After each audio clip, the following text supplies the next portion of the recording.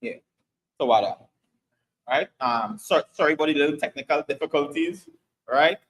But again, right, just to reiterate, we are the ISUPK out of 1 West, 125th Street, Harlem, New York, under Command in Johanna. We've been teaching the truth about the Bible since 1969, that Black people, Hispanic people, and the Native Indians are the lost 12 tribes of the nation of Israel. All right. And tonight we will be going in the, the, the, the topic of important places, Native Indians, and slavery in Trinidad. All right. So tonight we're going to understand a little bit about the contributions of Native Indian people in Trinidad, right, and some of the struggles and difficulties they had to face, right, during the colonial period, right. You know that is when the so-called white man came to Trinidad and caused total destruction and mayhem, right, so not only Blacks and Hispanics, but also to the Native Indian people. A lot of people don't understand that the Native Indian people did also suffer during slavery. They were slaves as well, right? They suffered some horrific times, understand? And still today, the conditions that they're living under are less than nothing, all right? And they are still fighting for their identity as a people, right? So we're going to get right into it, right? Salakia, if you could give me the first scripture, Babakusha, which is Romans chapter 15 and verse 4, Babakusha. Right?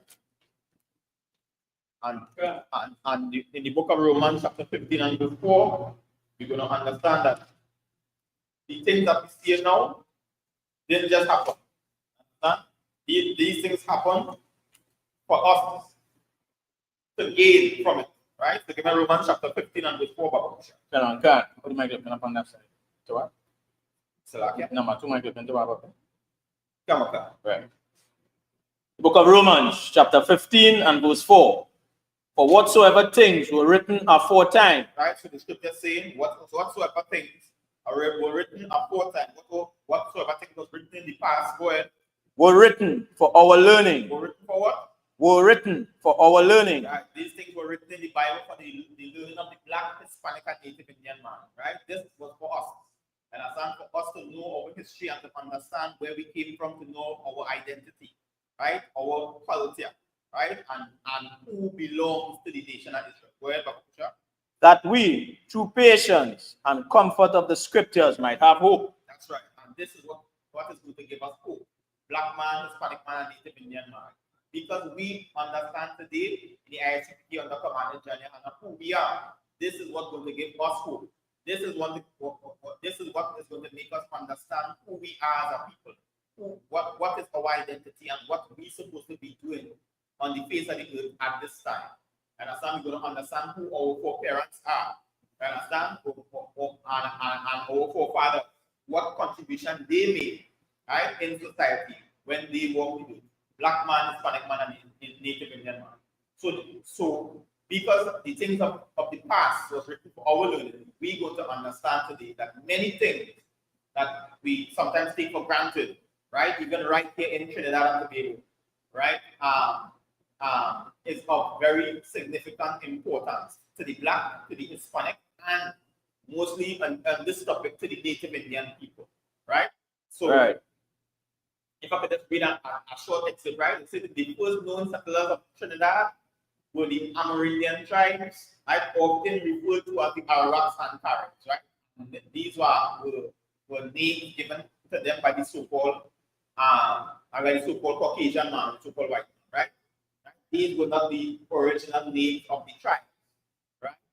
So these Native Indians were the first peoples of Trinidad and Tobago. They were the first people to settle on the land of Trinidad and Tobago, right?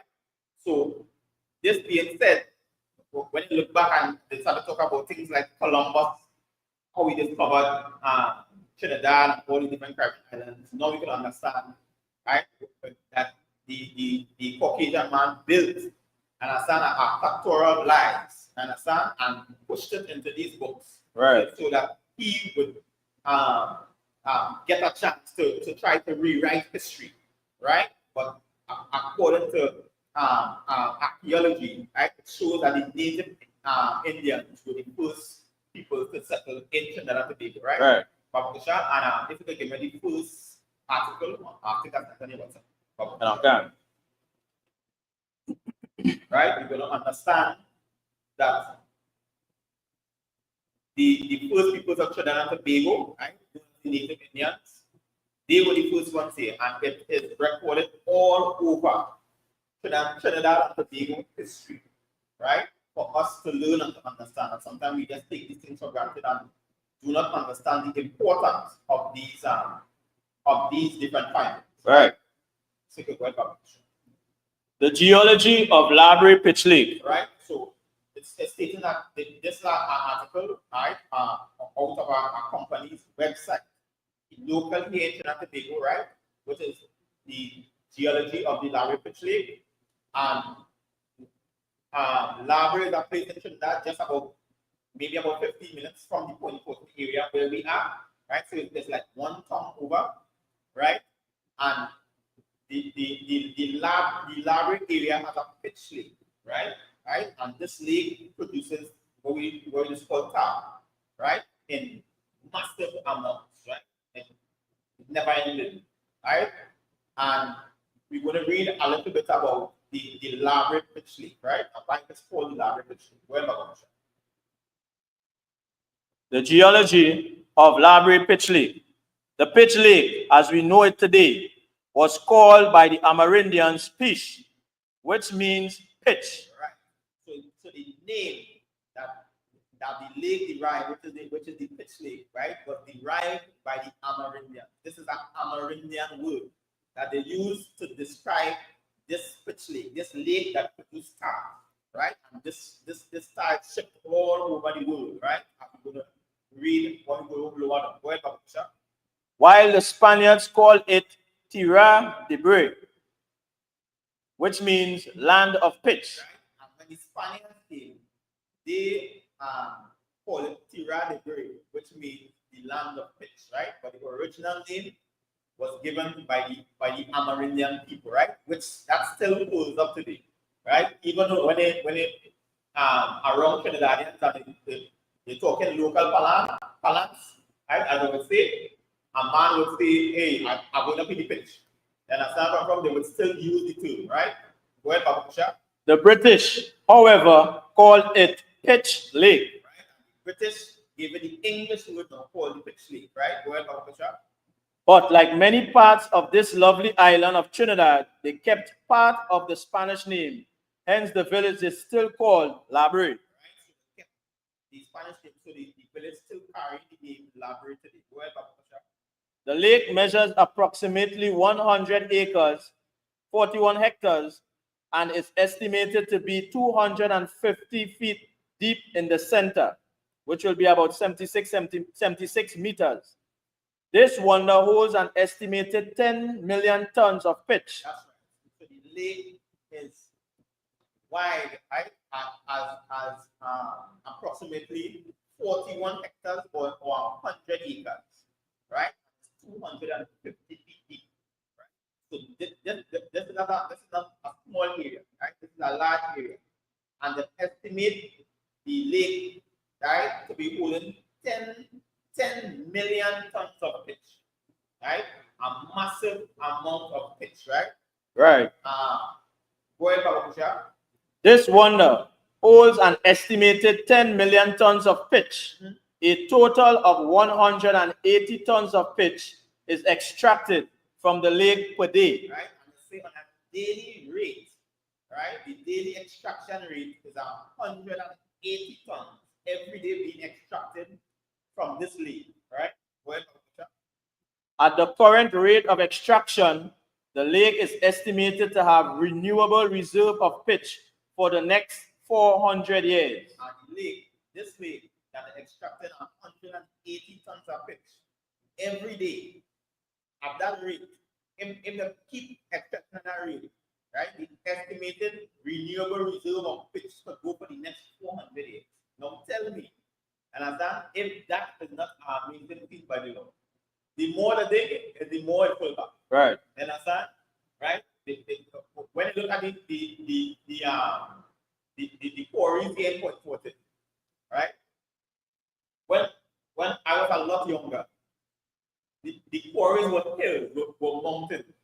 And when I look at the quarries now, the entire quarry totally gone until I dig down in the ground now.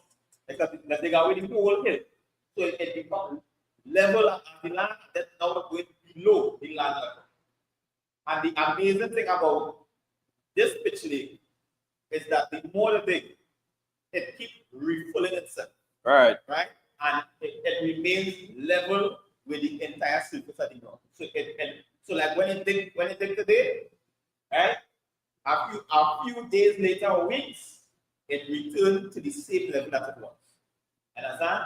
And this is what the Amerindians knew and used, right? And they used this to make different type of weapons and instruments and to make fuel for light.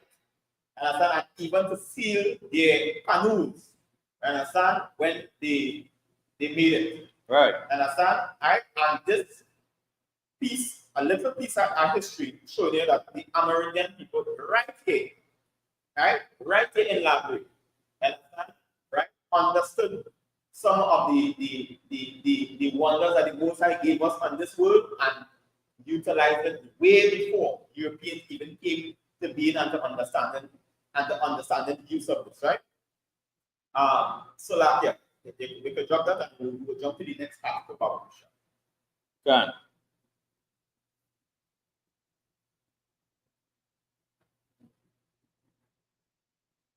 Right? And this is just one area where the Native Indian people settled in Trinidad. Right? That was a massive village, right? By the Native Indian people in Labrie. Someone ready, Papa Kusha? Trinidad and Tobago's natural wonder, the Pitch Lake. The Pitch Lake in Labrie is reached by the scenic drive through southwest Trinidad.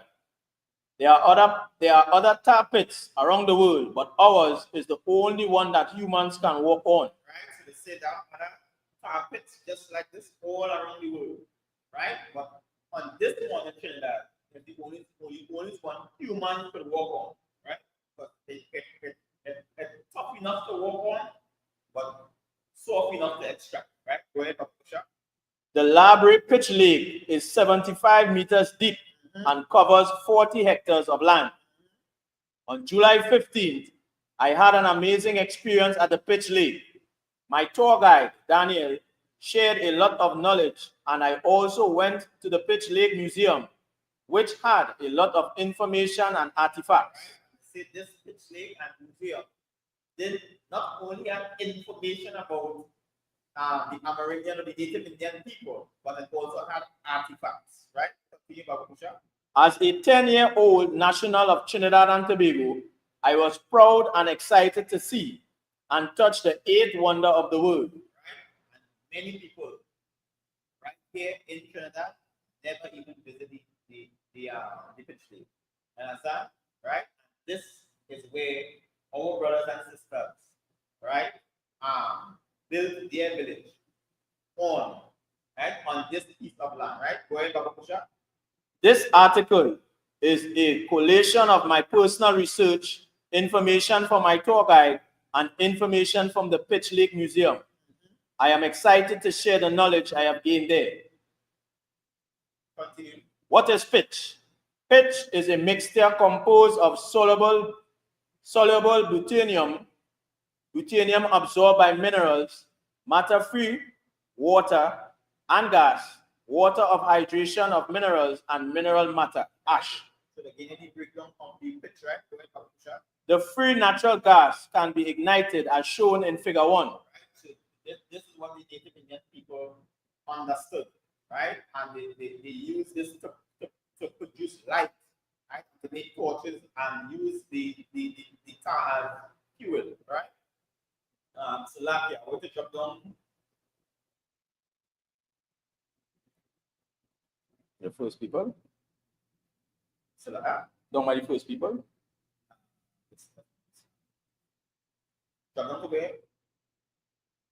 Yeah, The first people who roamed the Pitch Lake were the Amerindians. that's right. They used, So the same first people, right, to roam the Pitch Lake were Amerindian people. Go ahead. they used the Pitch Lake as part of their culture and called the blue-black substance fish. That's what they were for pitch, right? Go ahead. During my research, I encountered two legends about the Amerindians, who the pitch was made from. Right. So during this person's research, right? This article was written on Trinidad Newsday, right? It's a local newspaper here in Trinidad. So during his research, right? Go ahead. Legend 1. The Pitch Lake was home to to two Amerindian tribes. Right. So the Pitch Lake had two legends, two myths, two stories, right? About how this Pitch Lake come about. Go ahead. The Pitch Lake was home to two Amerindian tribes. They had a war to claim the land, and the winning tribe decided to celebrate their victory. Food was wiped out due to the war and needed time to replenish, so they feasted on the hummingbirds and adorned their bodies, forgetting the fact that the hummingbirds were sacred creatures. Right? So this hummingbird was a bird, and to them, that was a sacred creature to them, right? Go ahead. As punishment for their evil deed, the hummingbird gods opened a gigantic hole and swallowed everything, including the people. Right? So, in this first myth, they believe that a giant hole was formed and swallowed all the native Indian people, right? Because they had ate hummingbirds, right? Which they weren't supposed to eat, right? Where Baba Musha? Legend 2. The pitch was home to two tribes. The daughter of a cacique of one of the tribes fell in love with a man in the other tribe. The cacique decided to kill the young man's tribe, and as punishment, the winged god opened a hole in the ground, which swallowed both tribes. Villagers still believe these legends, as Amerindian artifacts have been found in the Pitch Lake, and some are in the Pitch Lake Museum. Right. So this is two legends that is prominent when it comes to the Labe Pitch Lake, right, and how the lake was formed. But the thing about two legends is, right, why they carry two different stories, right? The two legends ended with this village being swallowed up, right, and the entire village went down into the earth. And the pitch, this is how the pitch came about, right? The pitch started to go in that area, right? Now, we don't know this to be true, right? But the thing about it is that what this marks, right, and represents is that this place did belong to Native Indian people. They were the first one to set foot on this area, right? Because this area has no other tribe or people claiming anything to be as owners or landlords of this area. Everybody has come to the conclusion that Native Indians were the first people to tread in this area, right?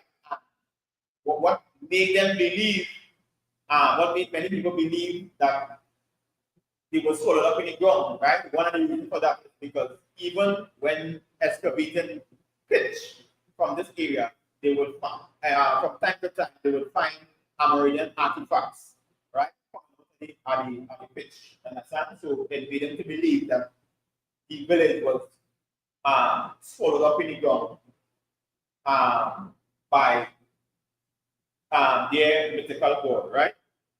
But really and truly, a lot of artifacts did was found in the pitch in Library, right? So this is one of the areas where the Native Indian indigenous people were found in Trinidad, right?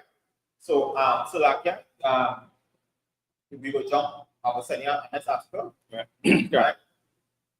And then I send you an article with another area where Native where Native Indians settled in Trinidad, right? Okay. And the reason why we're going through these is to show you that many of the places that we have become accustomed to in Trinidad and Tobago, right? And we just call their name freely and don't understand that our Native Indian brothers and sisters dwell there, they live there, understand, right? And these people that we watch naturally as only the first people, they were the biblical Israelites of the Bible. They were actually living in this land. Understand? Right? Just as the slaves came across the ship, they too suffered under the oppression, as we will go on into further articles tonight, right? So I'm gonna send this.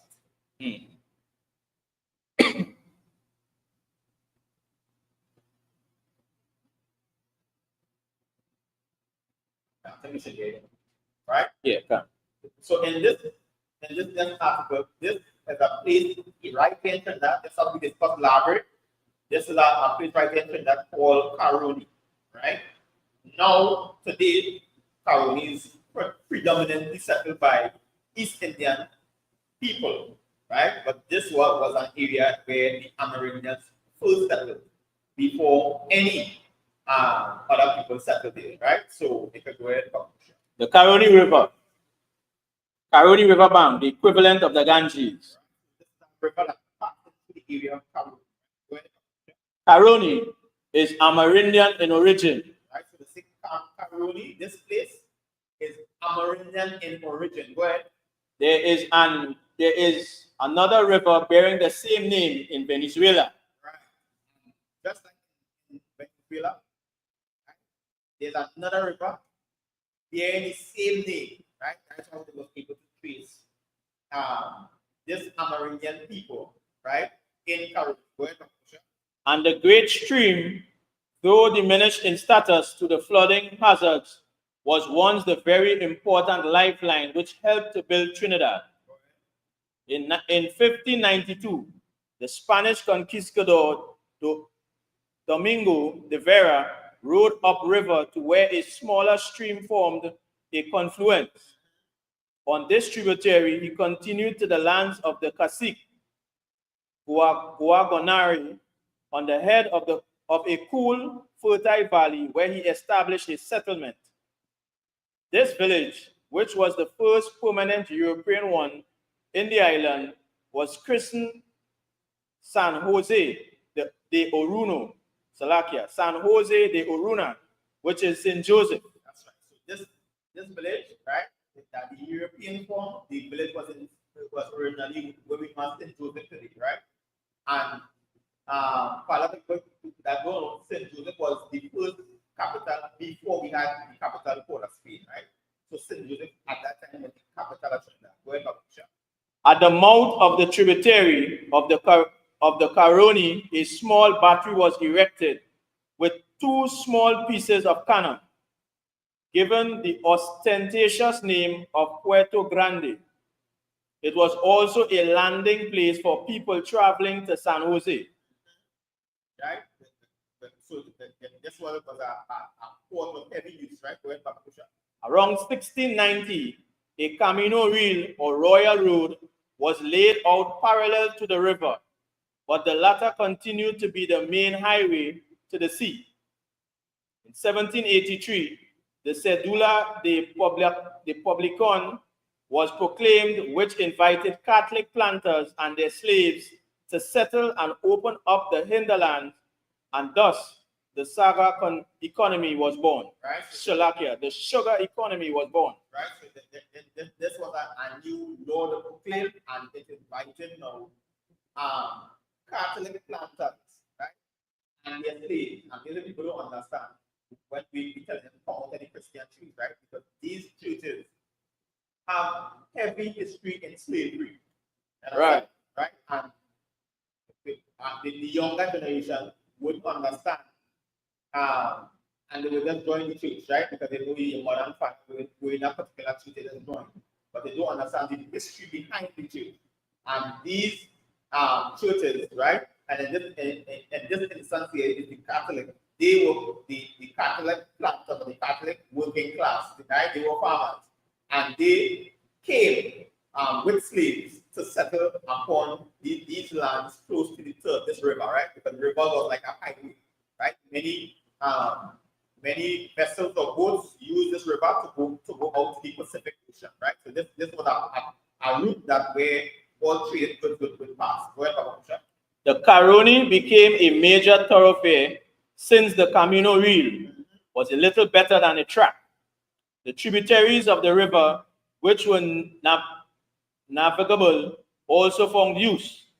There was a sandbar at the mouth of the river, which impeded traffic during his lifetime until his death in the 1890s.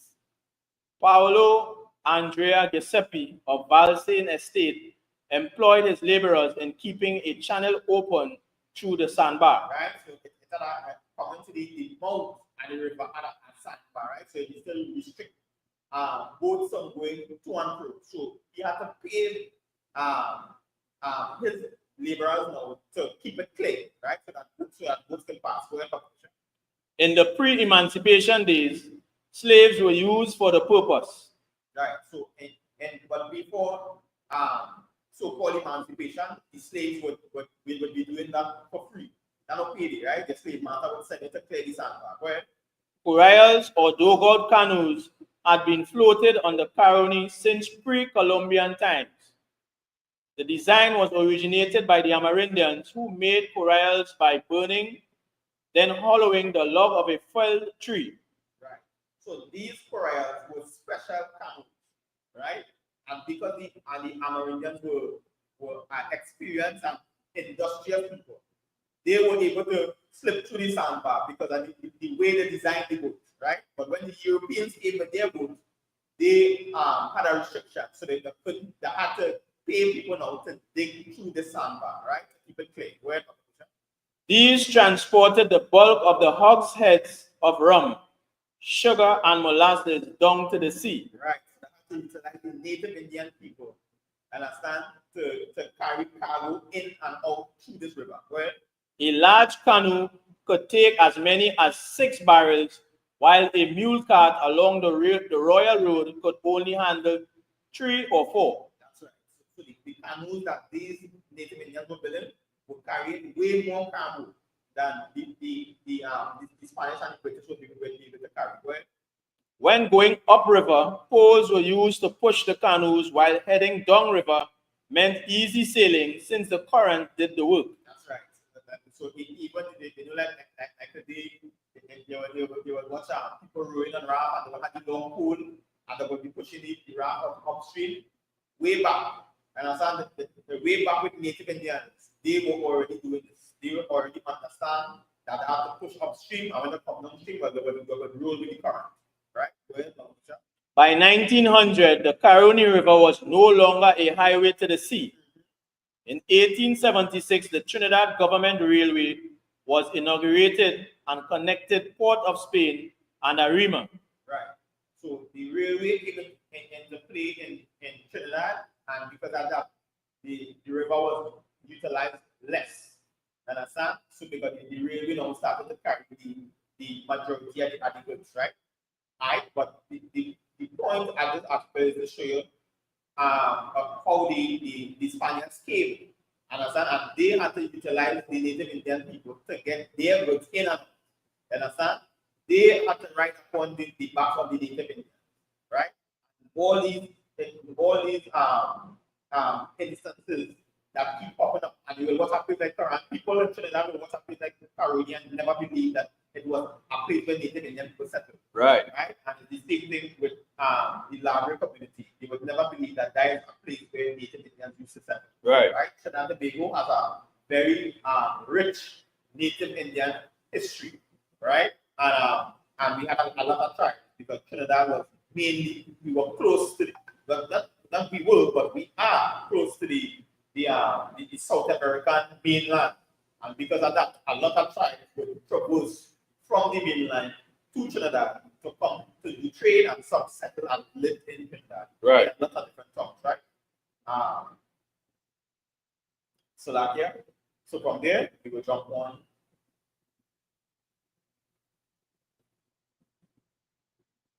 to jump onto this article, right?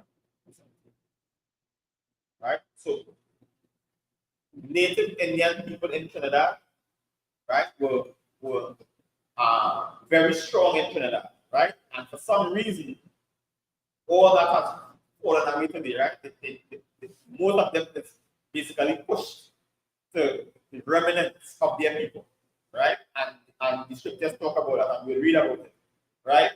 They basically, the entire tribe has basically fallen to very few in number, right? And they were once a very strong and prominent people in Trinidad, even long before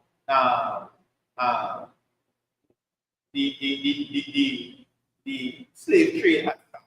Right. That bringing Negroes across from Africa into the Americas, right? So I'm gonna set the same thing.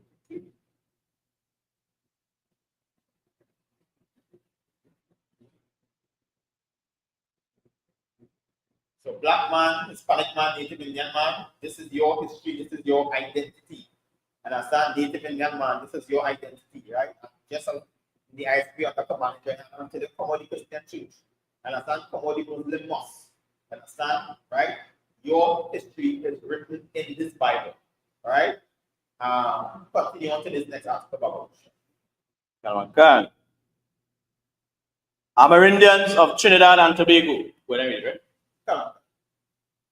Amerindian peoples have existed in Trinidad as long as 6,000 years before the arrival of Columbus and numbered at least 40,000 at the time of the Spanish settlement in 1592. Right, so say by the time of the Spanish settlement in 1592, right, the Native Indian people population, right, was estimated to be about 40,000 people, right? Today, right, Trinidad and Tobago is a twin island republic, right? So the sister island, which is Tobago, the population today of Tobago is 60,000 people, right? And they were there in 1592, right? At the time when the Spanish settlement arrived in Trinidad, the Native Indian population was 40,000, which is 2/3 of Tobago, 2/3 of an entire island. So there were a lot of Native Indian people and tribes living in Trinidad, right? All of Trinidad was populated by several tribes. Trinidad being a transit point in the Caribbean network of Amerindian trade and exchange. Right. I always say that because of the position Trinidad is geographically, right? It is a perfect stop-off point, right? When you're coming to do trade and when it comes to trade goods and services, or even to travel to other destinations, right? So Trinidad became a important link in the network for the Amerindian trade and exchange. Go ahead, Papa Pusha. Amerindian tribes were referred to by various names. Yao, Nepoyo, Chaima Waro, Kalipuna, Karinepo Goto, Garini, Arauca. Right? So these were some of the names of the different Amerindian tribes that settled in Trinidad, right? Some of the Native Indian people that settled in Trinidad, and most of them came from the mainland in Venezuela or South America, right? So all the like Venezuela, Suriname, Guyana, right? All these places they came across and settled in Trinidad from South American mainland. Amerindian words and place names.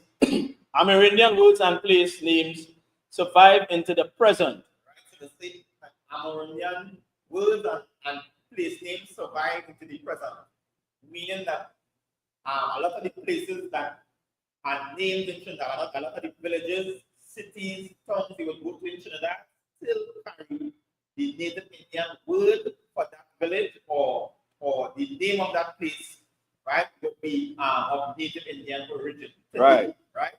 And these are a lot of towns that even right here in Trinidad, people use the names freely, not understanding that these were Native Indian words used to name these villages. Where? Right. The Caroni and Oropouche rivers. Right. So the Caroni and Oropouche rivers, where? The Tamana and Aripo mountains. Right. The Tamana and Aripo Mountain. All these was places Native Indian people settled and named. Right. Places such as Arima, Paria, Aruca, Cora, Tunapuna, Tacarigua, Cuva, Mocorapo, Shogonas, Caripichaima, Guayco, Mearu, Guayari. Right? So all these places that were just named, all these places are Native Indian names. And all these are places where Native Indian people settled in Trinidad and Tobago at different period of time, right? Go ahead. Flora such as cassava, maize, cocoa, tobacco, and fauna such as manipu and agouti. Right, so these were some of the fauna and some of the things they cultivated here in Trinidad during their time doing agriculture, right? Go ahead, Dr. Trinidad's Amerindians form part of large regional island-to-island and island-to-mainland trading networks. That's right. And so that, if you get a jump across and give Zephaniah 219 Okay. right? And the Trinidad Amerindians form part of a large island-to-island, right? Island to mainland. When I say island to mainland, it means they're going back to the South American continent. Trading networks, right? And this is where the ISUPK under command in General will always talk about. This written in the Bible, right? And the scriptures talk about gathering yourself together, right? Go ahead, Okay. Book of Zephaniah, chapter 2 and verse 1. Gather yourselves together. That's right. And this is where the scriptures command the nation of Israel, Black, Hispanic, and Native Indians, for us to gather ourselves together. Go ahead. Yea, gather together, O nation, not desire. We are supposed to gather together as a nation, because we are a nation, not desire. The other nations do not like the Black, Hispanic, and Native Indian people to rise. They understand? They don't want us to come together. They don't want us to form our own organization. They don't want us to come and form our own banks and schools and these type of things. Right. Right? And when you look at this, these Native Indians at that time had formed, they say they had formed a large regional island-to-island and mainland trading network. This was a whole system. Right. That they formed. So when the so-called Caucasian man came and beat them, this was a system that was already in operation. Understand? Full trading networks going on. Right? And they came and beat this and decided to destroy it. Understand? And this is what Commanding General has been talking about, Black, Hispanic, and Native Indian man. We need to come back together. Understand? As a people. This is how the Lord made us to. Right. Understand? The Black, Hispanic, and Native Indian man supposed to be together as one nation. Right. As one people. Under one constitution. This is the laws, statutes, and commandments of the Musa. Right? Go ahead, Pakusha. But same Zephaniah, right? No, Slack. Go back to the article. Slack.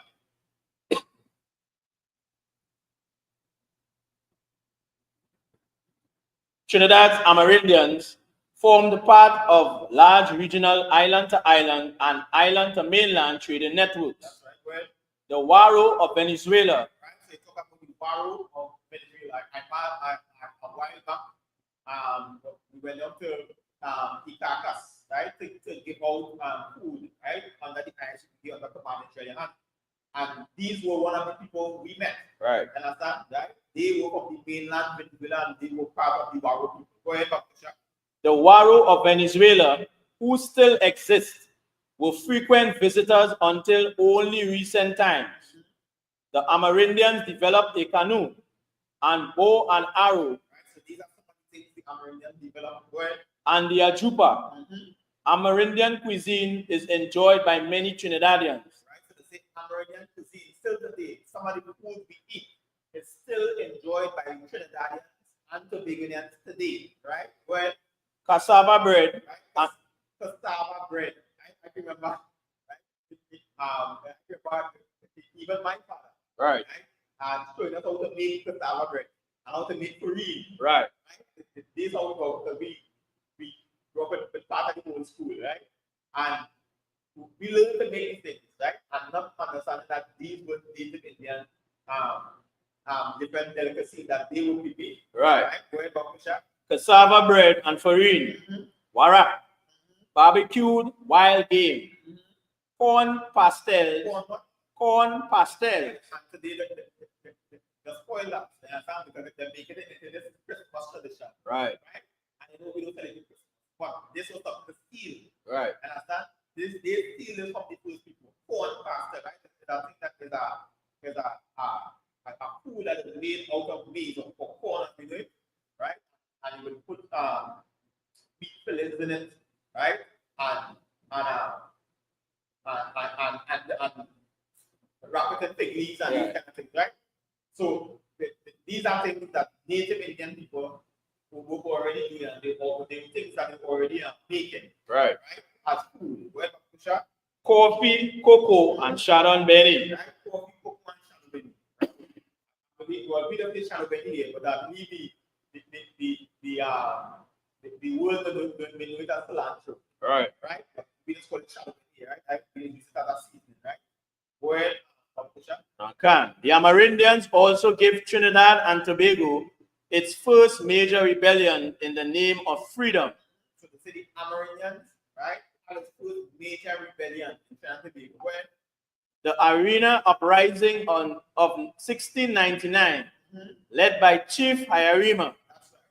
This, they would find the native Indians up on the Arima side to celebrate this chief, right, who had a major uprising in 1699, right? So they were fighting for freedom, for their freedom at that time. Go ahead, Pakusha. In 1783, Trinidad's Amerindians were displaced from their land. That's right. So in 1783, they were displaced from their land. And that is because of the so-called Caucasian man, the so-called white man today. So when I look all around the world, in every country, on every island, in every state, in every continent, it always comes down to one thing, the so-called Caucasian man. Right. And actually the destruction that he has caused across the face of the earth. Right. Black man, Hispanic man, and Native Indian man. We were literally under siege by the so-called white man, right? As we do it today. Go ahead, Pakusha. Okay. In 1793, in 1783, Trinidad's Amerindians were displaced from their lands to make way for the influx of French planters and their African slaves. That's right. For the influx of French planters and the French planters brought with them on their ship African slaves. And remember, in the previous article, it was saying that the French planters were Catholics. Right. So they came and they bring Christianity, and pushed the native Indians away from the old land and took it over. And they, in the process of time, started slave plantation. Right? Go ahead, Pakusha. In 1759, the mission of Arima was formed, consolidated and enlarged in 1785, and the Amerindians were to have had control of 2,000 acres of land. That's right, right? And look at that. The mission form, right? And the pushback. So at this period, the pushback in the native Indian, right, or the first people of Trinidad and Tobago, back to 2,000 acres of land. So now they get them up in that, but you can't live anywhere anymore. They can't settle. They have to move out their villages and they push them to the corner, right? Go ahead, Pakusha. So like I said, and if I made that 2,000 acres and a community. That's right. So they push them in a corner. They push them in a Just enough for the community. That's right. You understand? And so like I'm going to say it's so true because and then they make way for slavery Right. to come into being, right? And this is our next thing too, right? I rather people to understand. You know, sometimes they might meet an East Indian person and they will say, well, we work hard too, understand, right? We was cutting cane and whatever, and toting cane on the back, and we still work bare feet. That is argument like to bring, right? But the thing about slavery is all that big tree, understand, and vast amount of land that was cleared through what? Amerindian people and cleared through people at the same tree. Right. Before even a plantation could even begin to set up. Go ahead, Baba. As how we go say the heavy excavation. That's right. without Exactly. equipment. That's the Yeah. perfect word, right? We did the heavy excavation. Right. And that is what you understand about slavery. The total backbreaking, ridiculous work for no pay. They Right. got the indentured laborers, which was the East Indian, when they came, they got paid. They got land into the amount of so much some of them didn't bother to go back to India. Right. They decided to stay in Trinidad. And I thought, but we did it with links on the back, with the way back, and we totally faced all levels of brutality and did all the backbreaking work. And according to Governor McQuarrie, the heavy excavation we had to do, blacks, Hispanics, and Native Indians.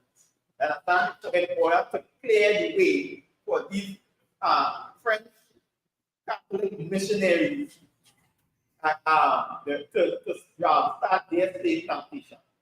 And these are the things that we overlook when we just see some of these names and places and we don't understand the true history, right? And the true conditions or hardships that our Native Indian brothers and sisters went through. Right. And when they really take time to investigate and understand where it is, it's right in front of their eyes, right? But Right. because, right? And because of slavery, right? And the so-called white man rewriting history, we tend to dismiss some of these things. But I think that none of these things are being taught in the school system. Right. Right?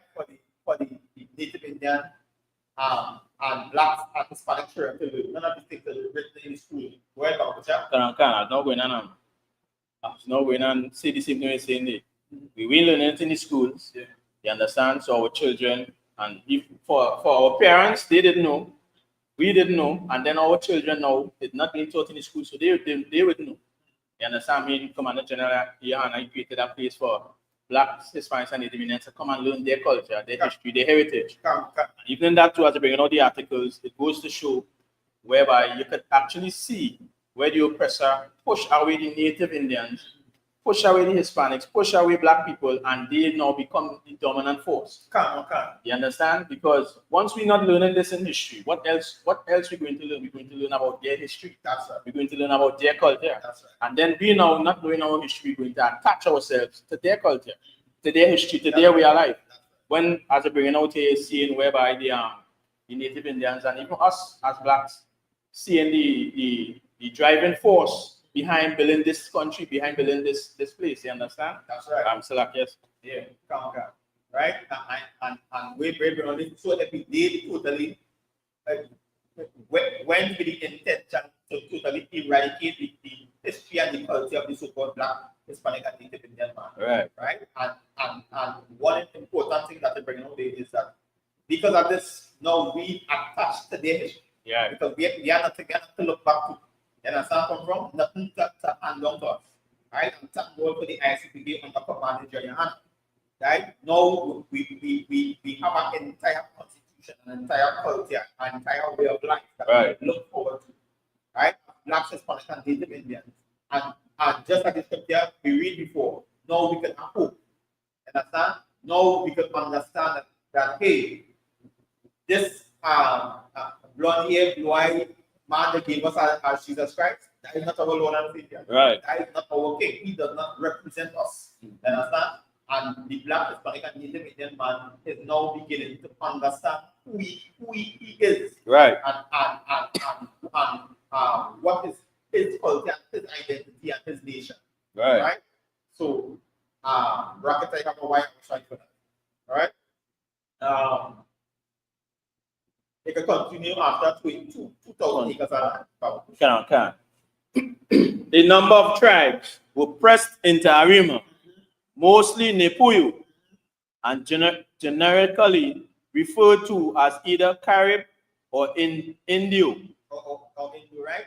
And they were either Carib or Indians, right? Right. And they just get a generic name.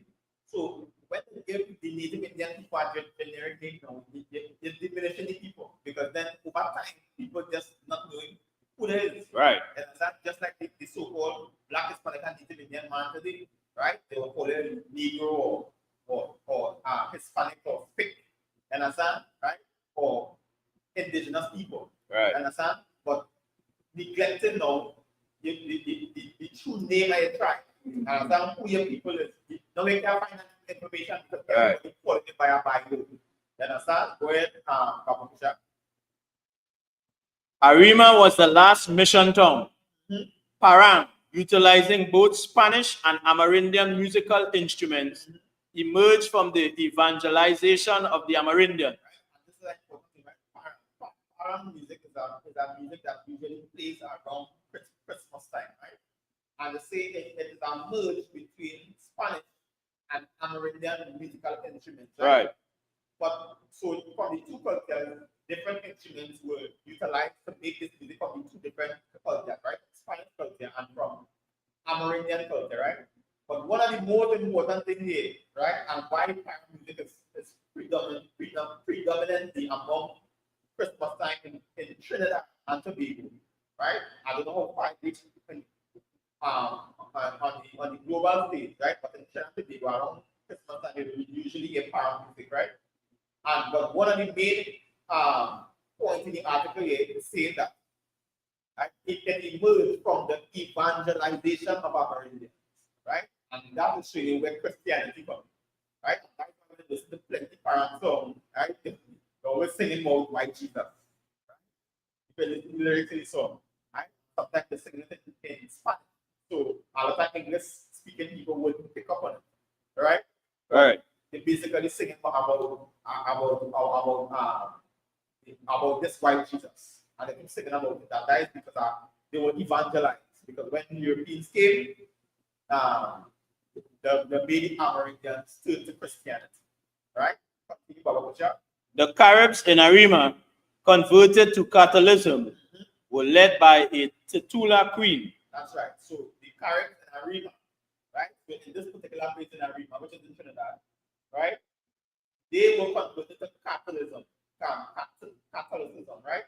Which is basically Christianity, right? It's showing you what happened to our people. So when they came and they began to move the Native Indian people out of their lands, they also brought missionaries to convert them to Catholicism. Sorry, Salakia, right? And by that time they were led under a titular queen, right? When the histories of major towns such as Arima and Saparia, two large former Amerindian mission towns, have given us Trinidad's two oldest festivals. That's right. So Trinidad and Tobago, right, have gotten two festivals celebrated in Trinidad and Tobago today, right? Where Babakasha, I will tell you the two festivals. The Santa Rosa Festival of Arima. Right. So in Arima, they celebrate the Santa Rosa Festival, right? And of course, this Santa Rosa Festival is come about because of evangelism, right? So they join the Catholic community and celebrate this festival. Go ahead, Babakasha. And La Divina Pastora in Saparia. La Divina Pastora in a town called Saparia, right? This is another festival celebrated by Native Indian people who were also evangelized by the Christian missionaries from way back in history, right? And it still continues to be. Go ahead, Babakasha. The Santa Rosa Carib community is the last remaining organized group of people identifying with an Amerindian identity and way of life. So the Santa Rosa community is the last remaining organized group of people. So the last remaining organized meaning that them still identify publicly as Native Indian people, right?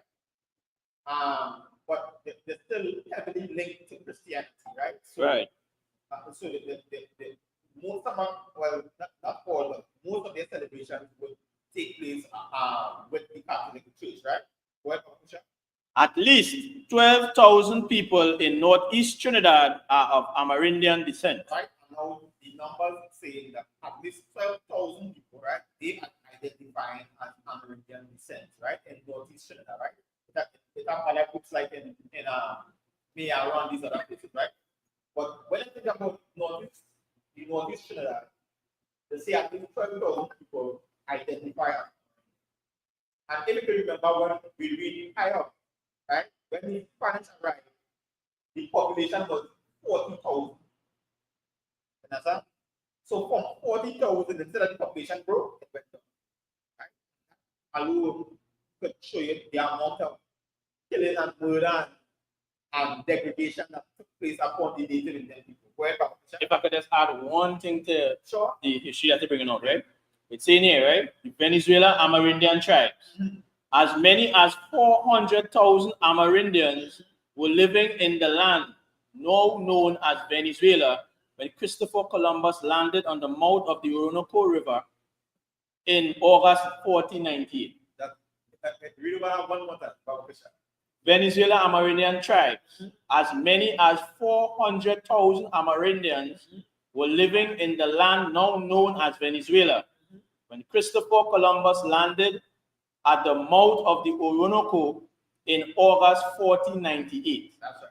Many 400,000, I almost 500,000 people, right? So it shows you the amount of destruction that took place, right? Right. When and it also linked in because Trinidad is very, very, very close to Venezuela, right? Okay. Just 2 miles, right? And at some point in Trinidad, very, very short distance, right?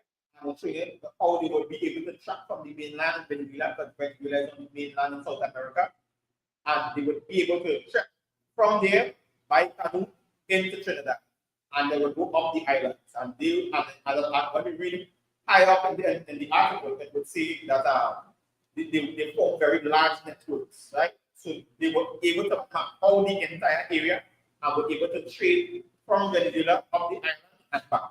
Right. So it was a whole working system. It was that was you know what that was native Indian Amazon. Right. You understand? Right? Because that's a whole network going. You pull for your pocket and they bring it in a kind of brisk. Right. Understand? Right? So they show you that these people are very strong and industrious people, right? And now today they have in Trinidad they are totally diminished almost to a very small population. And here they say in the northeast of Trinidad, they identify as about 12,000 people. Now Trinidad and Tobago have 1.4 million people on average in population in Trinidad and Tobago today, right? So a population of 1.4 million, and we have 12,000 native Indian people in North Trinidad. That's sad. Understand? That is extremely sad because it shows you that they never grow. Understand? Right? These nations came and totally destroyed the people. And the few that remain, they end up being converted to Christianity. Understand? And that is a very sad state of the native Indian people in Trinidad today. And it shows you why ISUPK on that command is very important. Understand? Because we now bringing back our people to this awareness of who we are and who we're supposed to be as a people. Right. And come back to serving our Lord. Right? And the Savior, Yahweh in the Hebrew, right? To the word one Jesus Christ today. Right? So I just want to give me Deuteronomy chapter 28 and verse 62 about right? Just to touch on the small number of people today. Understand? Blacks, Hispanic, and Native Indians and pass through some very terrible places. Some very terrible incidents in history, right? And these things, just as we started off the class, were written for our learning, Black man, Hispanic man, and Native Indian man. We need to understand who really is the enemy. Understand? These nations are against the Black, Hispanic, and Native Indian people, right? And their success is our demise. Once we continually be in demise and continually being at the bottom, it means their success. Understand? And for us to rise out of the bottom, we need to come back to the things of our Lord and Savior. In our time, we need to come back to what our God gave us, which is the laws, the statutes, and commandments. Gave us a culture, history, identity, and nation. We need to come back and join as a nation and join us as one people. Understand? And stick to the things that the Most High gave us. You have it, Brother Bishop? Can. Deuteronomy chapter 28, verse 62. And you shall be left few in numbers. You shall be left what? Few in numbers. That's right. The scripture say, we shall be left few in numbers, and that is what happened to the Native Indian people today. They were left few in numbers. Whereas you were the stars of the heaven. That's right. But before we were the stars of the heaven, we were plenty. They couldn't come. And I stand like that. Scripture say we were the stars of the sea. Nobody could count that number. And now we are reduced few in number. For multitudes. Because thou would not obey the voice of the Lord thy power. Because thou wilt not obey the voice of the Lord thy power. Not obey the Lord, the voice of the Lord. Because we walk away from the things that the Lord gave us. Black man, Hispanic man, and Native Indian man. Native Indian woman, Native all of our black sisters. Right? Yeah, come on. Right? We walk away from the things of the Lord, right? And now these punishments came upon us. And one of our punishments were us becoming very few in number. And this happened right in Trinidad and even around the globe. But as we speaking of Trinidad tonight, it happened right in Trinidad. An entire community of Native Indians fall from 40,000 all the way down to 12 in one area. That's very sad. Black, Hispanic, and Native Indian. And this is the importance of the ISUPK and the commandment. Otherwise, we wouldn't know these things. We wouldn't understand our history. We wouldn't understand our identity as a people. Right?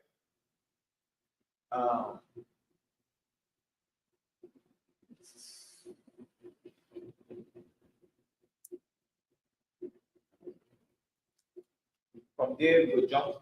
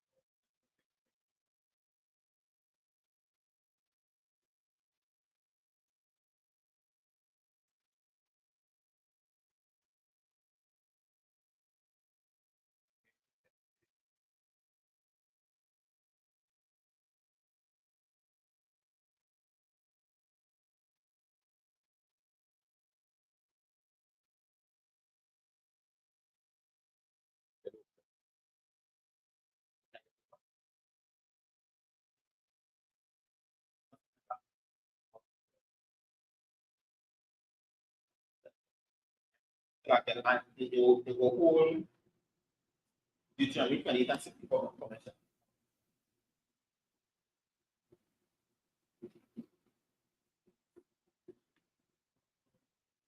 The control. I'm putting here. It's like 1 5. That's all right.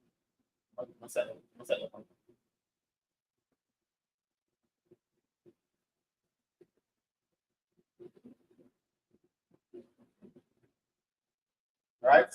So I'm not going to send this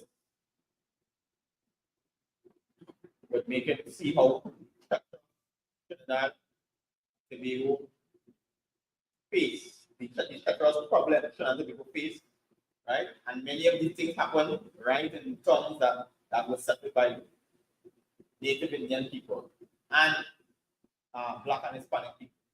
Right?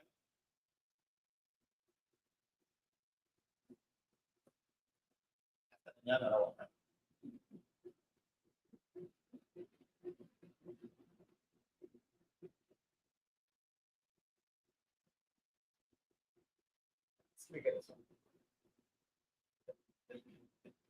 This one's supposed to be this one is an article from the Indian State.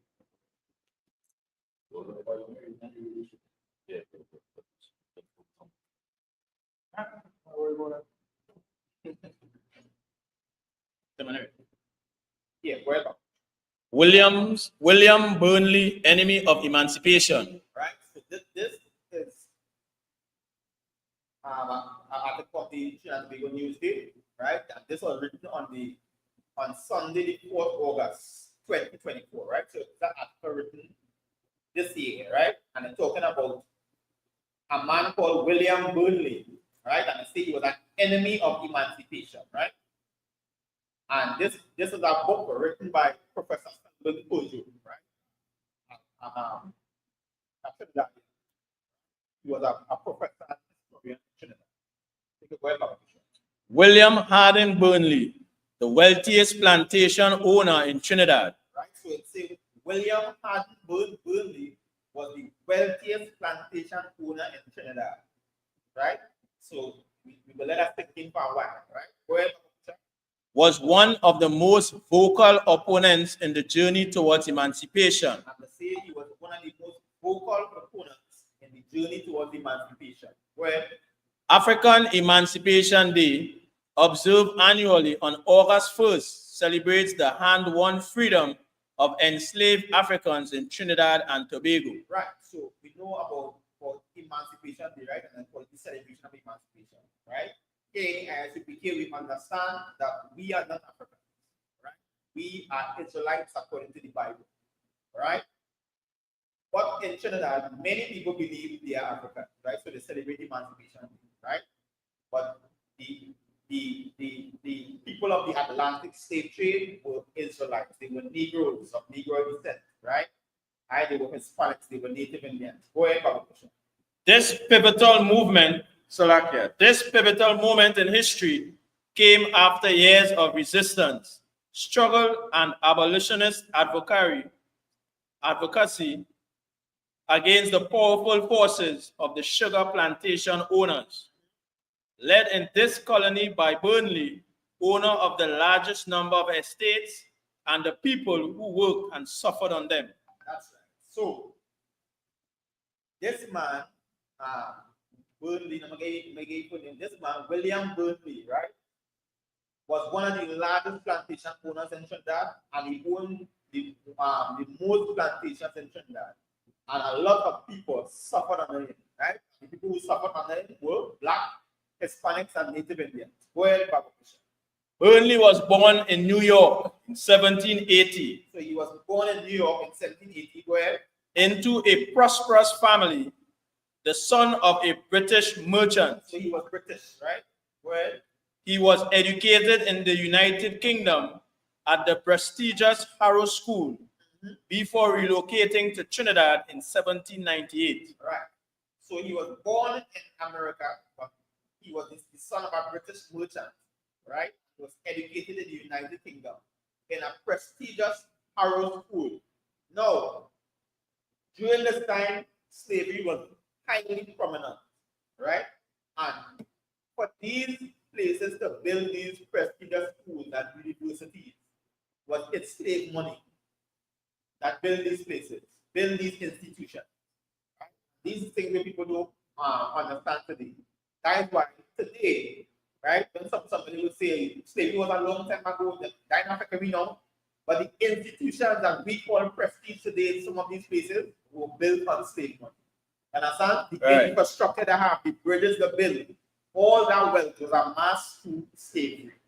Understand? And stealing and robbing and pillaging other countries. Right. Right? So that is why slavery is still going to affect the Black, Hispanic, and Native Indian man today. Understand? Because we ain't stand a chance. They have all that money and gold bank up in the bank. Understand? And reinvest in it. Understand? To make sure that they keep the Black, Hispanic, and Native Indian man in poverty. Right? Continue, Baba Kusha.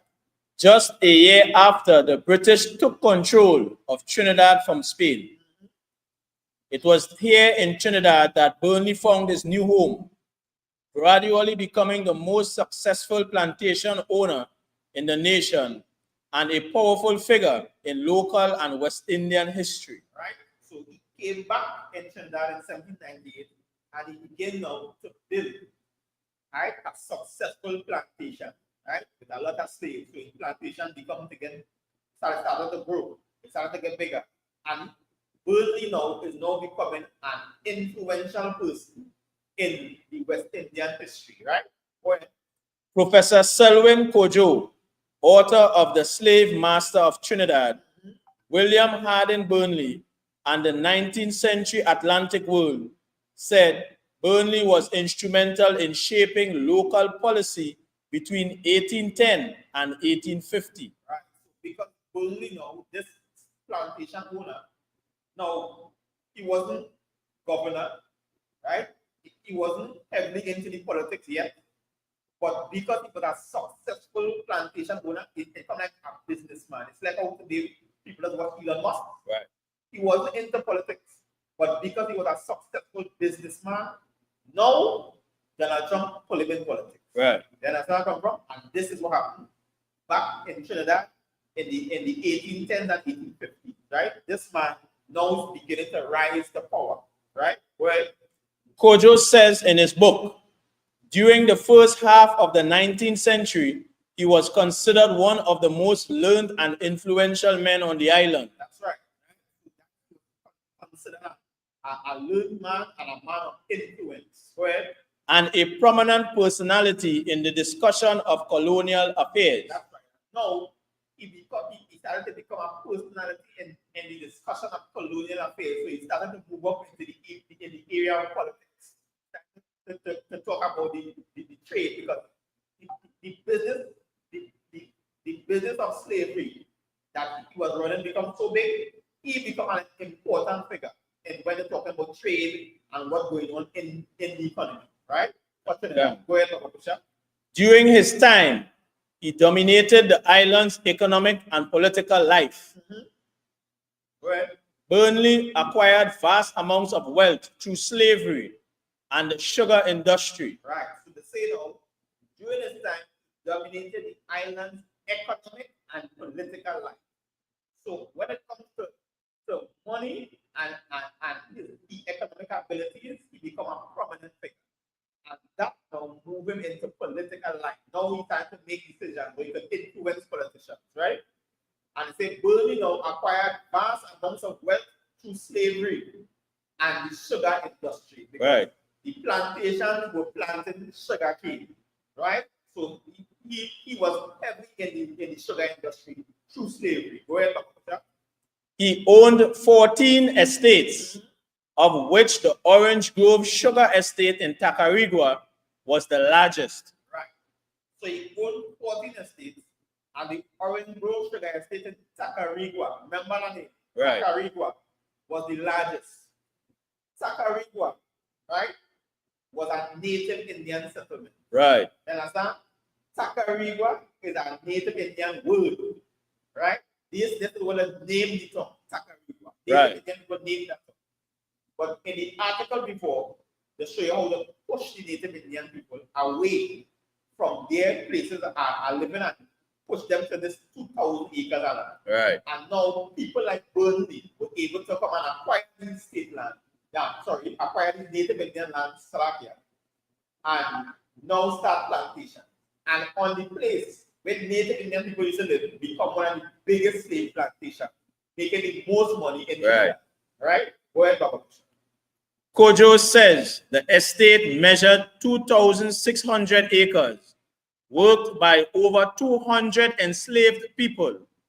Right? Slovakia. So this plantation, this specific plantation had 2,000 acres, right? And it was worked by 200 slaves. So imagine 200 people and they work 2,600 acres. You know that it's backbreaking. Right. It's ridiculous. Go ahead, Patricia. Kojo notes that Burnley owned approximately 1,500 enslaved people at the time of emancipation. And by the time that proclaimed so-called emancipation, he racked up from 200, he reached at 1,500 people enslaved people. Right. That shows how big the business was in Trinidad. Go ahead, Papa Kasha. Okay. And even that, if it, so like I say, if I'm right, even that, if you divide, let me say, you divide up that 1,500 people, right, into two, like 200 groups are 200. That is almost 12 different plots. 12 different Sorry. plantations. Like 7 different plantations with 200 people on it. With 200 people on it, And right? my brother was saying, And they say you have 14. you're right. You understand?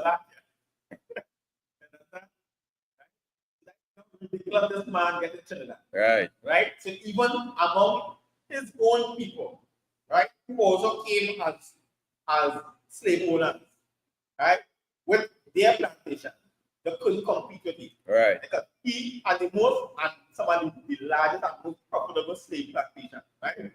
Go ahead, Papa.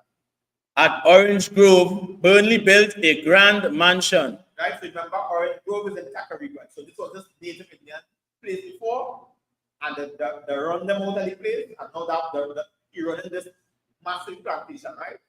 So they say at Orange Grove, Burnley built a mansion, right? So he built a house, right? Where Said to have 101 windows. the house have 101 windows, where Even more than the home of the governor of St. Anne's. so the governor of St. Anne's, the governor is who the British sent to run Trinidad. And this man, who is a slave plantation owner, he owns bigger than the governor. You can believe that? The Queen of England sent a man here to run the country, and this man get richer than the man running the country. You understand? That's how ridiculous it gets. Go ahead, Papa Kusha. An impressive symbol of his wealth and status. Right? And he built the house because that was impressive people, right? The thing was an impressive symbol of his wealth and status. So he's making everybody know he are rich, are wealthy, right? Go ahead, Papa Kusha. Burnley moved up in society, acquiring friendships and strategic positions in influential political spaces. He realized that he started changing. Right. He started looking to move up in society. Now he build wealth. So he moved up, he started acquiring friendships and strategic positions and influential political spaces. So he looking now to reach up in the area to gain power. He wanted to make decisions, right? Because now he had the wealth, he had the status, right? Right. He held the position of acting depositor general, and he and his colleague, Chief Justice George Smith. Yeah, he had the colleague what? Chief Justice George Smith. So he started to make progress. So now, one of his colleagues is the Chief Justice at that time. Understand? So it's showing him, and this is what is going on in modern day politics. Right. Right? People try to gain friends in influential spaces. So now they have the ability to make decisions on certain matters in society. Right. Right? Where were able to acquire numerous properties. Burnley made his fortune with his practice. Right. Sorry, Salakia. Burnley made his fortune with this practice. Right. So he said he made his fortune with this practice. So Burnley now start to acquire properties. That's how we can acquire different plantations. Right? So he instead of using slaves, right, to cut sugar cane, Right. he decided to get more wicked. He decided to just keep building plantation, putting slaves on it. So he decided to do real estate with plantation. That's how wicked he gets. Right. Understand? Because he realized, hey, if I have multiple plantations, it means I'm making more money. Right? And so while some was content with running one plantation, he ain't care. And understand? He doesn't believe if I get more plantation, I'll bring more money. Right. Go ahead. Burnley made his fortune with this practice and is said to have been worth about $500,000 through questionable means of acquiring land. Through what? Questionable means of acquiring land. And the reason why he means of acquiring land was questionable is because he was taking the Native Indian people out. Right. You understand? He was crushing them, driving them out, and taking them out. You understand? He wasn't buying, he wasn't getting them out of fair trade. You understand? He was brutalizing them and moving them out. Right. And the same he was worth. How much money he was worth? About $500,000. Yeah, back in that time, right? We got money in the 700s. A man worth $500,000. Right. Like billions of dollars. You understand where I'm from? And he worth $500,000 back in the 17th century. Ridiculous.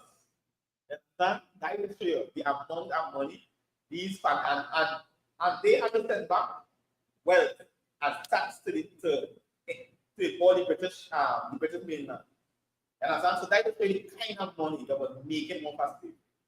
Understand? We can even fathom the amount of wealth them extract through slavery on all these islands and places like America and the South American mainland.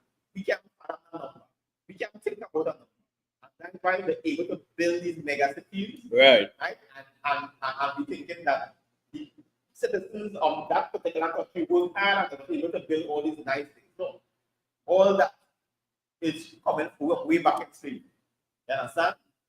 They use black people, Native Indian people, and Hispanic people as a head start.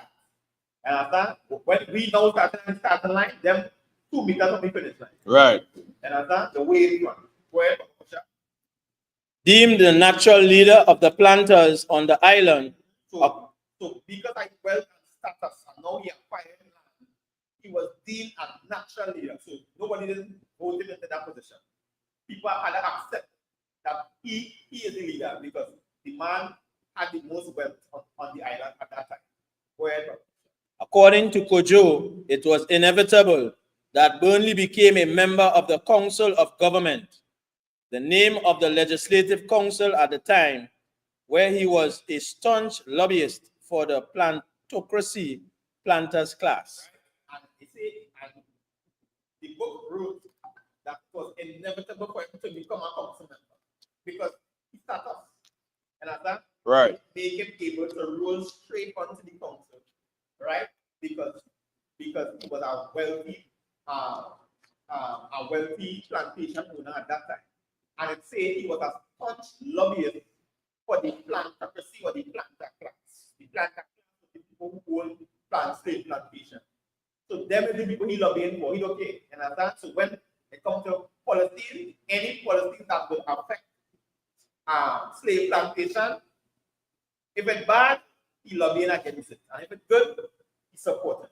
Understand? So he became the mouthpiece for the planter class, right? Go ahead, Dr. His Orange Grove home became an important meeting place for Burnley and his fellow planters. Right? Because remember the same place was massive, right? It used to show him wealth and status. So now he made him home. The mansion he built in Orange Grove on Native Indian land, that mansion. Now he made that mansion a meeting place, right? A place where we will hold meetings. Go ahead. Kojo says the estate was the place where the action was taking place, as the site where the planters met to develop and strategize against emancipation, efforts in a bid to safeguard their financial and personal interests. What type of interest? Financial and personal interests. That's right. Now the start a whole meeting, and they want to start to strategize against emancipation efforts. So every time talk come up about create or Lagos slaves, the reason why they're coming against it is because they can a lot of money. Them don't want to stop that. And right. Them want to continue making money. Right? It's like what we do in society today. Right. Them want people to buy online. And that because they want people to buy in Trinidad here so that they can continue doing what? Making money. Right. And it's the same thing going on back at this time. They wanted to continue making money off of slavery. Right? Continue, Babakosha. When Sir Thomas Fowell Buxton, British MP and a leader of the abolitionist movement, moved a mention to end slavery, the plantation owners were outraged. Right? The plantation owners will leave them get vexed. Understand? All the hell British MP could talk about getting rid of slavery. That's madness. Right? When you read the text, it's showing how vicious it gets, right? Because these plantation owners will take some of the money, send it back to mainland England. England making money by supporting, like by getting the plantation owners started, right? So they will give them material, they get slaves, wherever they go down in Trinidad, they set it up, and when they start making money, they send it back money to England, right? And until the plantation making money, so you making money, right? Only get paid, get massive in Trinidad, he running multiple plantation, he rich. This is what's happening. When talking about the British MP, they want to abolish slavery, it's not because they were feeling sorry for black people and they want to abolish slavery. What started happening is that the people that stand up to make plantations start to get so rich and making people in government mad. Because now it's like this. It's like politicians in Trinidad making less money than the people that sell out on the ground. Right. They start to get mad. You understand where I'm from? Because now the plantation will not get rich. We making money too, but we ain't making as much as them. You understand where I'm from? They're Right. living the American dream, and we will send them out in living that kind of lifestyle. You understand where I'm from? So now, between them, it become a war. You understand where I'm from? Right? Try to shut down. They try to shut down the plantation owners. And that's not because now it's a war for power and money. Because look, Burley wasn't even a politician, but because of his wealth status, he can move up, right? In politics, right? The plantation owners were outraged as the loss of enslaved labor would directly affect the profitability of the sugar industry. That's right. So they were outraged because they realized the money would stop. And that's all that niceness. My life will not end right. Right. I cannot make the kind of money I was making when I began to live with them slaves. Where Burnley was appointed the representative of the Trinidad plantocracy to the UK Parliament. So he moved now.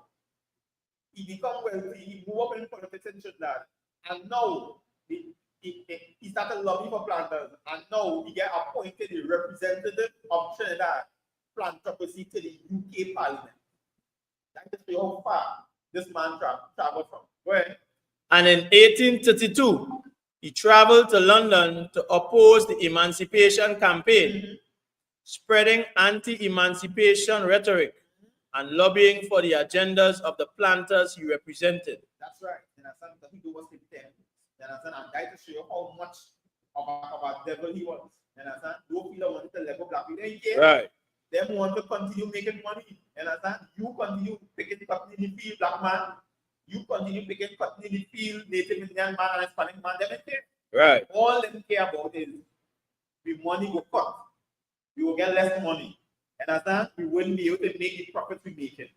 Right? So greed become the agenda. Go ahead, Dr. When Buxton proposed measures to prohibit the corporal punishment of female slaves and other reforms to improve the standard of living of the enslaved, Burnley and his planter colleagues were in complete disagreement. That's right. Get mad. Because that against the planter, which is you can't be the slave, you can't do this, you can't do that. You get them rights now? Nah.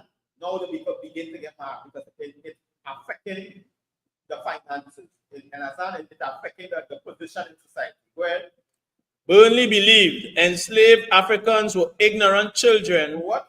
Ignorant children. What? Ignorant children. They believe the Africans were ignorant children. Sad. And that is why the so-called Caucasian man is the devil the Bible speaks. Right. Understand? Right? Because they believe, and they hear the same African, but we know it about Negroes, Israelites. They believe we were ignorant children. Go ahead. Burnley believed enslaved Africans were ignorant children who required a very stiff hand to keep them under control or else risk insubordination. That's right. Understand that beat the black man in check. When you look at the way police brutality, understand where I'm from? That'll keep the black man in check. Understand? Right? All he has to do is go to work on the 9 to 5, day in, day out, nothing else. Because why? They believe them to be ignorant children. And when we look at today, look around society today, how much, understand, of these nations thinking of us like that today. Right. Understand? that is where people are thinking about Black, Hispanic, and Native Indian people. Understand how much of the bosses of these different plantations that we are in thinking of us as ignorant children. Right. Black man, Hispanic man, and Native Indian man, we gotta wake up. Understand? We have to understand that in this society, this is no rest. Understand? This is the here is not for us to relax Black man, Hispanic man, and Native Indian man. And if you want to learn more, understand, right, about the Black, Hispanic, and Native Indian people and who we are, this is the home of the ISUPK under command and journey. Right. You want to understand and learn who you are as a people. Right. Black man, Hispanic man, and Native Indian man. Go ahead, Babakusha. Professor Emerita Bridget Brereton, in a UE lecture on emancipation, said planters meted out brutal punishments for resistance, conspiracy to rebel and poisoning. Conspiracy to what? Rebel and poisoning. So that was a chance. Conspiracy to rebel and poisoning. You understand? Because when people can't take it no more, it's a rebellion. What some rebellion we know all in Haiti. Right. Santo Domingo, yeah, in Guyana, in Burmese Guyana, all our revolution taking place. People begin to, or not people, but Negroes or Israelites, slaves begin to rebel. And we also used to use poisoning. Go ahead. Conspiracy to rebel and poisoning, as they were afraid of being poisoned by enslaved Obiamen. By what? Enslaved Obiamen. Man, you understand? The enslaved Obiamen was bad. You understand where I'm from? Right? It wasn't Obian black man. It was right. It's the poisoning. And we make the Caucasian man get scared. You understand? When we say tomorrow they're going to be unalive. When tomorrow we drop down. Yeah. And so they become afraid because we are very skilled and industrious people. And when you like that Indian man blowing that, that is the what? And unalive people. Right? So they were enslaved by the and it's called the Obiamen. Understand? Go ahead, Baba Kusha. So the increased instances of resistance and revolt from slaves at the time, such as the Saint Dominic Haitian Revolution, 1791 to 1804, and Tobago Revolt of 1802, Barbados 1816, all these were slave rebellions. Well, Demerara in Guyana 1823, and Jamaica 1831, further exacerbated the planters' anxiety and fueled their desperate attempts to thwart any initiative to benefit the slaves. That's right. So the institute passed punishment because they know if a rebellion comes up, they could die at any time. And they were absolutely afraid of the slaves on the plantation. Right. Understand? Right? But when I tell the story or the show it in the movies, they do it like we was afraid. We was scared anyway. Right. But all of them was running that business. The business of a slave plantation owner was a risky business. Understand? Because they were facing what? Rebellion or poisoning. They could die at any time. Understand? So them being scared of the so-called Black, Hispanic, and Native Indian man made them try to institute harsh punishments on us. Understand? Go ahead, Baba Kusha. However, the plantocracy ultimately lost when slavery was abolished. Parliament passed the Act of Emancipation in 1833, and it went into effect on August 1st, 1834. That's right. So for the sake of time, right? Now more things, but we go share more story in another class, right? But this is what the Black, Hispanic, and Native Indian people don't understand about Trinidad have a rich history. Right. Understand, right? And we were not just a docile people. The Native Indian people had a major impact in Trinidad and Tobago history. The Hispanic man had a major impact in Trinidad and Tobago history. And even the Negro man, right, or the black man today had a major impact in Trinidad and Tobago history. You understand? Right? We are the children of Israel. We are the Israelites of the Bible. Right. We have to understand, right, that we are God's chosen people, right? We ain't not Christian. We ain't not Egyptologists. We ain't serving Buddha and all these things, right? The Bible says God gave us pure religion. Black man, Hispanic man, and Native Indian. We are a royal priesthood, and the Most High made us to be priests and kings of the earth. Right. Understand? Right? We are God's chosen people. Right? We have to remember that. And we could continue tuning into the ISUPK under command and Hannah. We on Mondays, right? We have classes streaming Tuesdays, Wednesdays, Thursdays, right? And we have the Sabbath service on Saturday, all right? And you can tune in and get to understand more about your history, your culture, your identity, and who you are as a people according to the Bible, right? And I will just read two scriptures and we'll close about it, right? So give me Psalms chapter, sorry, give me Deuteronomy 64, 28 and 64. Okay. But of course, and then we will go to understand? We are royal people according to the Bible. Deuteronomy chapter 28 and verse 64. And the Lord shall scatter thee among all people. So the Lord shall scatter us among all people. And that's why after the black, Hispanic, and Native Indian man, right? To slavery, to the Atlantic slave trade, right? And to the Spanish conquistadors, the Dutch, the French people who came across there and met the indigenous people. They scattered us across all the places on the face of the earth, right? That is a prophecy written in Deuteronomy 28 according to the Bible. Where From the one end of the earth even unto the other. one end of the earth even unto the other. So we came from straight across the eastern side of the world, straight to the western side of the world, in all countries. Go ahead. And there thou shalt serve other gods. There we shall do what? Serve other gods. Look at the Native Indian people today. Many of them have become saints with Christianity. They have joined the Christianity. So now we serve other gods. Understand? Go ahead. Which neither thou nor thy fathers have known. Which neither us nor our fathers, we never knew about white Jesus. Understand? We never knew about Christianity. Understand? Right? We never knew about Egyptology. Right? About Buddhism.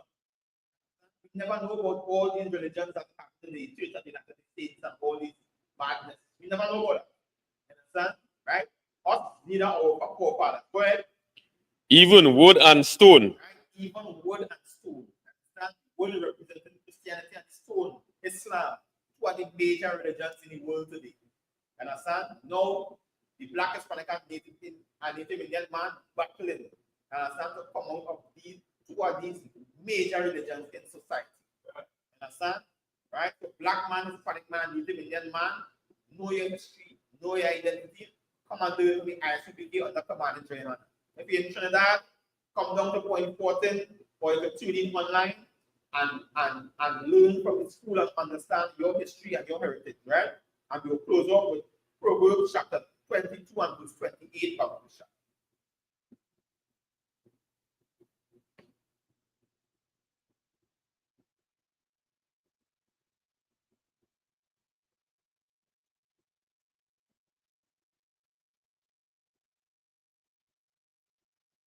Proverbs chapter 22 verse 28. Remove not the ancient landmark. Remove what? Remove not the ancient landmark. Remove the ancient landmark where? Which thy fathers have set. That's right. And I said, our forefathers, you know what our landmark is? This truth, man. Our landmark is these scriptures, these laws, these statutes and commandments, and we're not going to remove it. Understand? This is what our forefathers left for us. Black man, Hispanic man, and Native Indian man. This is who we are as a people. We are the true Israelites of the Bible, the true Jews of the Bible.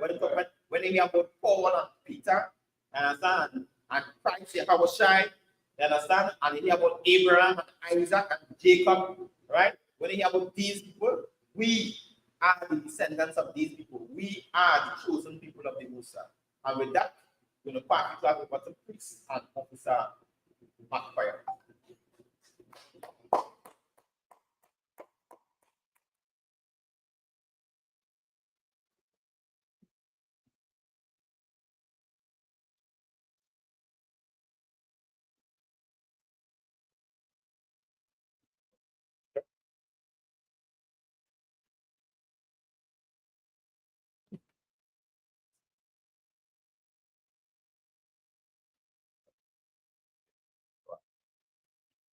Security announcements. We are the ISUPK out of 1 West, 125th Street, Harlem, New York, under commanding General Yahana. New rules for brothers and sisters. When a new brother or sister comes into the school, they are off limits for 6 months. They are to be saluted only. They are here to shed themselves of the world. After 6 months, if a brother or sister has an interest in a particular person, he or she must get permission from the head to speak to a brother or sister. There is another 6 months in which a brother or sister will court each other. After this 6-month period, the brother or sister will get permission from the head to marry. Tithe, which is a commandment. You can find this in Numbers chapter 18, verse 21, and Malachi chapter 3, verse 8 to 10. Means tenth in Hebrew and is pronounced ma'ashara. 10% of every penny of every increase the Lord gives you, give to the treasury department or teacher. Priest fund, free will offering for priests, not mandatory. Whatsoever amount you would like to give. Upcoming holy convocation. The upcoming holy convocation we have is Hanukkah, right? The Feast of Dedication. This is on December 25th, right? Space for 8 days, and you can find this in 1 Maccabees chapter 4, verse 52 to 61. Remind Akiam and Aquatium to check on social media such as isupk.com, Facebook, Twitter, YouTube, and so on for ISUPK events and materials. If your brother wants to be a trooper in the school, then he needs to start wearing all black, which include black boots, like shirt, like pants, like headbands or scarf. And with that, we say Imadiam, the Panya Hakodam, which means stand, face the east. We're going to say the Lord's Prayer in Hebrew and then in the English. We're going to say the Lord's Prayer in Hebrew. Abanawa, Sheba Shemayim, Kodash, Haya, Shamka, Yahweh, Malakwatka, Taba'a, Ratazaka, Haya, Aisha, Ba'aratiza, Kawa, Haya, Bashamayim, Natan Lanawa, Lakam, Kal, Yawam, Wasalak Lanawa, Kabawat Nawa, Kasalak Nawa, Kabawat Nawa, Wala'a, Tabayanawa, Manasayawan, Abal, Awashai Nawa, Mayan, Rai, Kaya, Laka, Amalakwat, Waha'ala, Wataparat, La'ai Walamyam, Aman. What we said in the English was, Our Father, which art in heaven, hallowed be thy name. Yahweh, thy kingdom come, thy will be done, in earth as it is in heaven. Give us this day our daily bread, and forgive us our debts, as we forgive our debtors. And lead us not into temptation, but deliver us from evil. For thine is the kingdom, and the power, and the glory, forever. So be it. Men of Israel, let's give the teacher one courtesy salute. Madam Shabbat. Madam. How about Hashem Yevashai Rakata? How about Hashem Yevashai Rakata? Yanimata, Sa. Men of Israel, let's give the sisters online one courtesy salute. I'm Madam Shabbat. I'm Madam. Barak. How Hashem Yevashai Rakata? Yanimata, class dismissed.